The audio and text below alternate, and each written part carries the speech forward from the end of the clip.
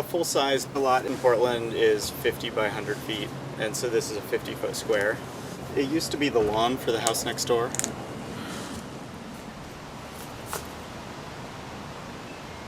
Even though it's a half-size lot, we only fill about 20% of it. So we were really interested in sort of indoor-outdoor living and, preserving outdoor space as usable space, preserving spaces for trees. So there are 3 levels. Bottom level, we have a basement. The space that we're in right now is our main living area, so it's like a mine kitchen and living room. We spend the majority of our time really in this one room. And then upstairs is where we have our bedroom.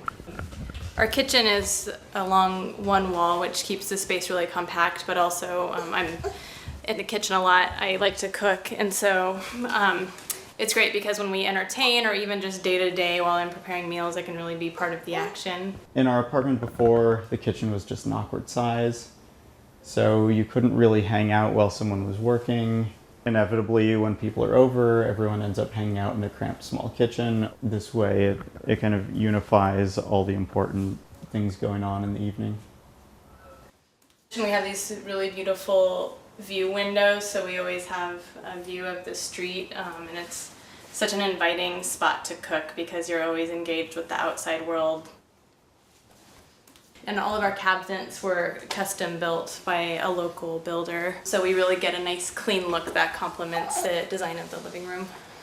We had to get extra wood veneer for our cabinets in order to match the grain, so we had a whole extra sheet of it.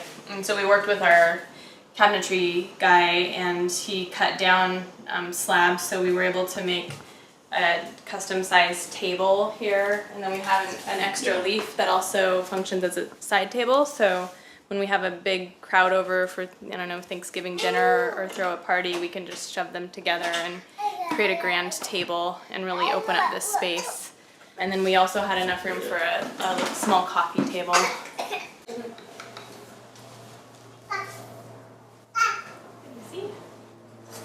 When we thought about what we really need in a house, it's not a whole lot of space.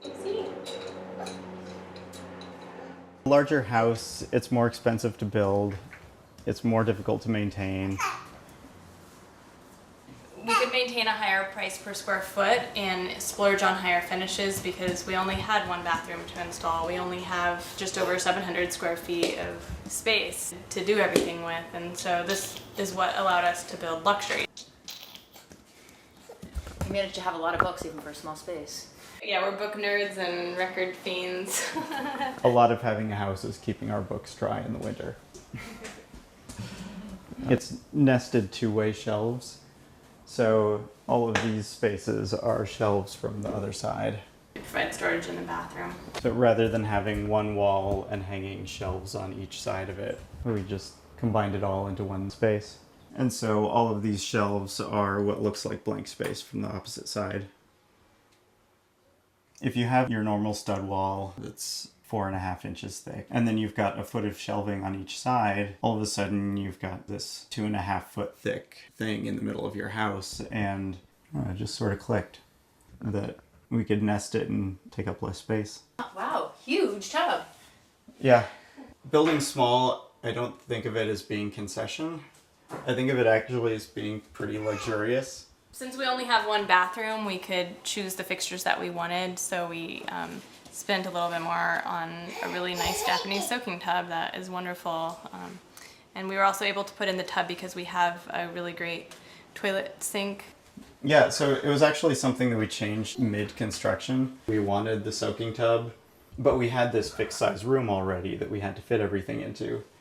And this toilet came on the market, self-contained gray water toilet sink. It's of course totally one of those things that they've had in Japan since the 70s, and so it's dual flush. Water comes out the spout, and that's what fills the tank. So you're flushing your toilet with water that you've already used to wash your hands with. It's a smart little way to reuse gray water. It just keeps going until the tank's full. Because really all they did was they externalized the tank filling mechanism. It's cold water only, but it works great. Previously, we were in a rental apartment. Our apartment was actually similarly sized. I mean, we realized we were pretty happy in about that amount of space, but it just needed better layout. So before, the layout was all on a single floor, and breaking it out onto different levels gives us a lot more flexibility and makes the house feel bigger. These are our cozy living quarters. So right now we have our bed here on the loft, and the baby's bed is down here. Baby futon. How's that? No, it's cozy. And that's fine for now. Well, we have a Yeah. phase 2. Yeah. Off of the stairs, we can push out above the entry patio. There's potential for a bedroom down below. We were trying to keep the house small, and there were a lot of these things that just sort of came out of the way that we were stacking functions. You know, our stairs come up underneath the sleeping loft, and then, and that turned out to be just a reasonable height for us to make that a usable space. And then we brought the loft out about 1.5 feet, and that gave room for a closet underneath. The loft has had a few different configurations. You know, right now it's kind of a hybrid storage and sleeping space, but we had a usable desk up there at first, which was nice. So it served as kind of a little office space. But then, you know, there was a while when the bed was down here, you know, from 7 months pregnancy. It's a library ladder. This house is very much tailored to our lifestyle and our needs and yeah. Yeah, so it's, you know, just not quite tall enough for me to stand. Catherine can probably stand fine. And some windows out here that we generally keep open in the summer months to get some airflow going. We didn't necessarily stress out over making a house that had formal placement of windows from the street, but what was important to us is, you know, how are we getting natural light in here? What are the views like? How does this help us as residents of the house connect to the outside? Of course, we have our eco roof out here. Every winter we kind of hunker down and close up, and then every summer when it gets warm again, we're able to open up and really eat dinners out there, watch sunsets.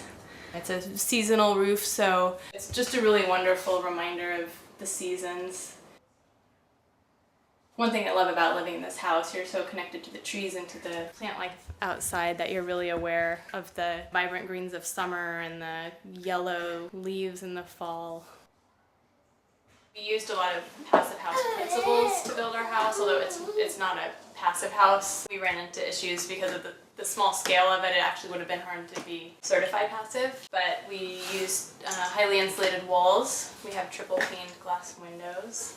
So we open up in the summer and close up in the winter to take advantage of passive heating. Also, just because of the size and because of the insulation, we need very little heat to warm up the house. Something's basically as powerful as a hairdryer that we run for not that long right before going to bed. That's basically all we need. When we changed the bathroom to fit the soaking tub and the gray water toilet sink, you know, we needed some place to, you know, brush our teeth. With just the morning and evening routines, it creates a really, really comfortable flow for how you're doing things.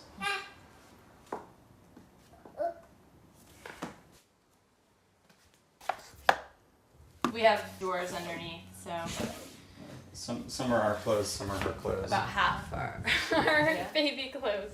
You know, it's just an IKEA bookshelf, and then we use them as drawers, and they're flexible, so we can put in a bookshelf when needed. Previously, we had some of our computer router equipment there. It's another space that's adaptable depending on what our needs are at the time.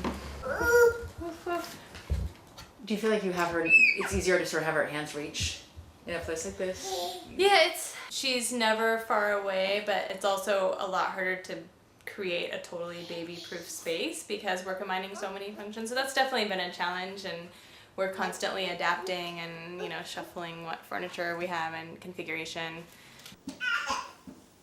But, you know, she changes on a weekly basis. It happens fast, so it's actually just another kind of evolution of how we use all of the spaces.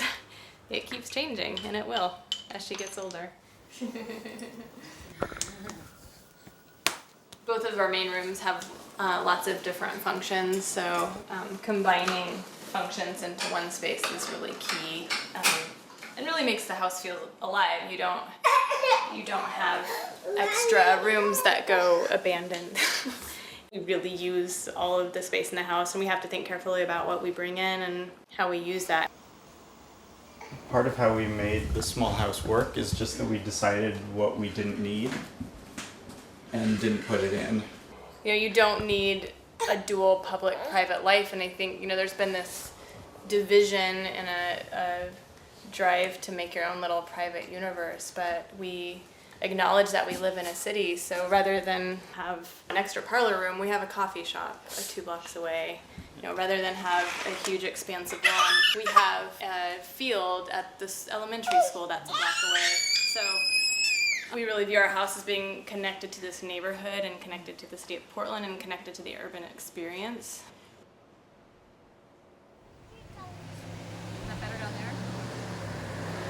I don't remember the numbers off the top of my head, but like your average new home built in the 1950s was around 950 square feet, something like that. And your average new home built recently is about 2,600 square feet. And at the same time, your average household size, like members of the family, has gone down. So people look at our house and think about it as small, but like relative to how people were living just a few decades ago, it's at least on par, if not maybe even a little spacious.